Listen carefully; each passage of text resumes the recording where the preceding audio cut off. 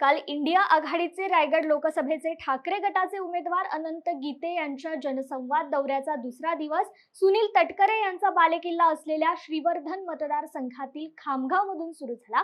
यावेळी अनंत गीते यांनी सुनील तटकरेंना या निवडणुकीत पराभूत करून त्यांचा हिशोब चक्रवाढ व्याजासह चुकता करेन अशी घोषणा केली आहे। तसेच देवेंद्र फडणवीस यांची राजकीय भूक देखील थांबवू असा इशारा देत त्यांनी यावेळी विरोधकांचा समाचार घेतलाय।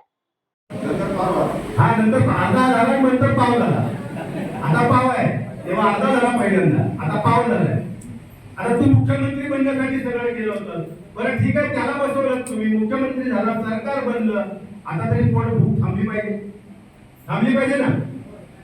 सरकार बनलंय, तुम्हाला सरकार दिलंय, मुख्यमंत्री झाला, तुम्ही उपमुख्यमंत्री झाला, तुमचं सरकार आलं, मग तुम्ही आता जनतेची सेवा करा ना। सरकार कशासाठी हवंय, कोणासाठी सरकार?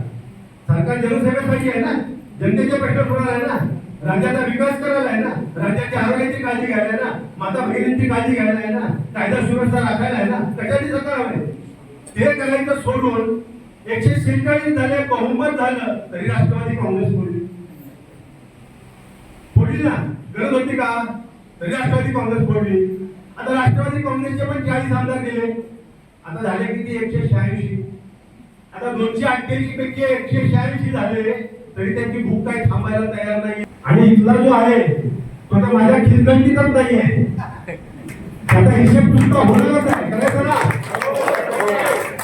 हा 7 तारखेला हिशेब चुकता करायचा आहे, पुरा हिशेब चुकता करायचा आहे, बरोबर आहे की नाही? म्हणजे चक्रीवाढ व्याजानं मागचा हिशेब चुकता करायचा आहे, कोण सगळ्याला ना।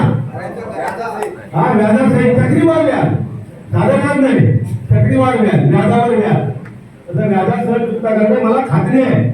हे बघा, तुमचा ज्या तऱ्हेने जो उत्साह आहे, ज्या तऱ्हेने त्यांची सत्तेची भूक एवढी आहे की त्यांचं पोटच भरत नाही, बरोबर आहे ना? मी काय सांगतो ते पटतंय का?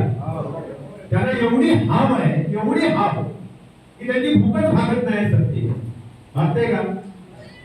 मी अख्ख्या देशाचं राजकारण तुमच्या समोर ठेवणार नाही, गरज नाही, फक्त महाराष्ट्रातलं काय दिसायचं तुमच्या समोर